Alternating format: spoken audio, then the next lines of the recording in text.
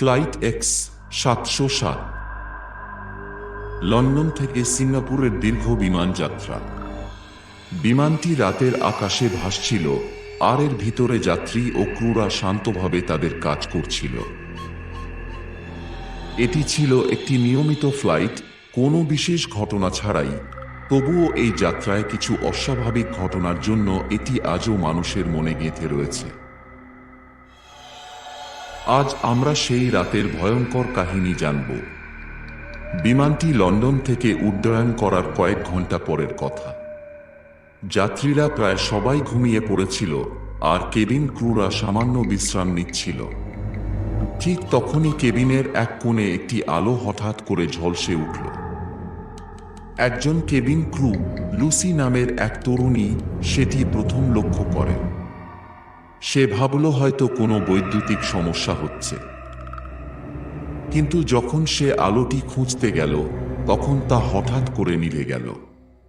Lucy কিছুটা অস্বস্তি অনুভব করল, কিন্তু বিষয়টি তেমন গুরুত্ব না দিয়ে আবার তার কাজে মনোনিবেশ করল। কিছুক্ষণ পর একটি অদ্ভুত গন্ধ কেবিনে ছড়িয়ে পড়ল। এটি যেন পোড়া গন্ধের মতো ছিল, কিন্তু কেবিনের কোথাও আগুনের চিহ্ন দেখা যাচ্ছিল না। যাত্রীরা কেউ কিছু টের পাচ্ছিল না, কিন্তু ক্রুরা বিষয়টি লক্ষ্য করল এবং বিমানের ইঞ্জিনিয়ারকে বিষয়টি জানালো। বিমানটির ক্যাপ্টেন জেমস তখন ককপিটে বসেছিলেন। তার সহকারী পাইলট ডেভিড বিমানের কন্ট্রোল নিয়ে ব্যস্ত ছিল। ক্রু থেকে অদ্ভুত গন্ধ এবং আলো নিয়ে বার্তা পেয়ে ক্যাপ্টেন জেমসের মনে পুরনো একটি গল্পের কথা মনে পড়ে গেল। এটি ছিল সেই ফ্লাইটের গল্প, যা 15 বছর আগে একই রুটে উড়ে যাচ্ছিল এবং যা আজও রহস্যে ঘেরা। 15 বছর আগে এক ফ্লাইটে একটি দুর্ঘটনা ঘটে, যেখানে 40 জন যাত্রী নিহত হয়। তাদের মধ্যে একজন নারী ছিলেন, যিনি বিমানের 38 নম্বর সিটে বসেছিলেন। তার নাম ছিল অ্যানা, এবং সেই সিটটি আজও ফাঁকা রাখা হয়, কারণ প্রতিবার যখন কেউ সেখানে বসার চেষ্টা করে, তখনই কিছু না কিছু অস্বাভাবিক ঘটনা ঘটে। যাত্রীরা অসুস্থ হয়ে পড়ে, কিংবা তাদের কিছু দেখতে পাওয়া যায়। ক্যাপ্টেন জেমস বিষয়টি মনে করে কিছুটা চিন্তিত হয়ে পড়লেন। কিন্তু তিনি জানতেন, এই ধরনের গল্পগুলো সাধারণত অযৌক্তিক। তাই তিনি কেবলমাত্র কেবিন ক্রুদের সতর্ক থাকতে বললেন এবং সামনের দিকে মনোযোগ দিলেন।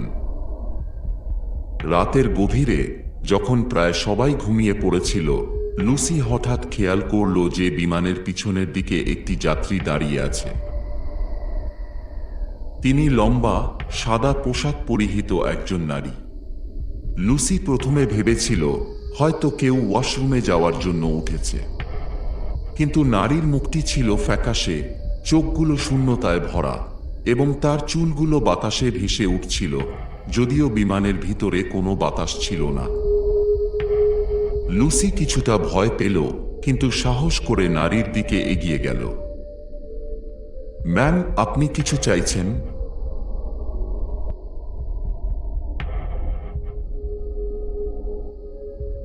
লুসি জিজ্ঞাসা করল।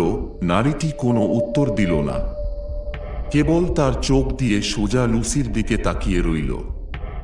তারপর হঠাৎ সে উধাও হয়ে গেল, যেন সে কখনো সেখানে ছিলই না। লুসি চমকে উঠল। তার শরীর শীতল হয়ে গেল এবং সে দ্রুত ককপিটের দিকে ছুটে গেল।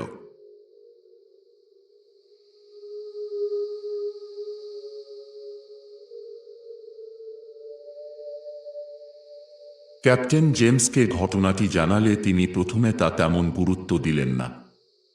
তবে লুসির মুখে ভয় দেখতে পেয়ে তিনি বিষয়টি খতিয়ে দেখার সিদ্ধান্ত নিলেন। ক্যাপ্টেন জেমস বিমানের নিরাপত্তা ব্যবস্থা পরীক্ষা করে দেখলেন, কিন্তু সবকিছুই ঠিকঠাক ছিল। তবুও ক্রুরা বিষয়টি নিয়ে উদ্বিগ্ন ছিল। এর মধ্যে অন্য একটি অস্বাভাবিক ঘটনা ঘটল। বিমানের 38 নম্বর সিটে বসা এক যাত্রী হঠাৎ করে চিৎকার করে উঠল।